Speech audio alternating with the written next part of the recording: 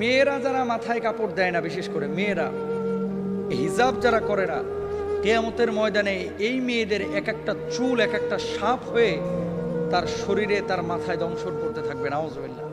নামাজ পড়া ফরজ, রোজা করা ফরজ, হজ করা ফরজ, যাকাত দেওয়া যেমন ফরজ, পর্দা করা ছেলেদের এবং মেয়েদের তেমনই ফরজ।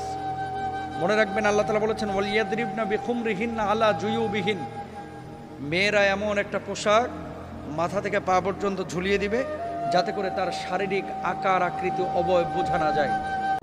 মেয়েদের পর্দা তো পুরো শরীর, আর ছেলেদের পর্দা হচ্ছে নাভি থেকে নিয়ে হাঁটু পর্যন্ত।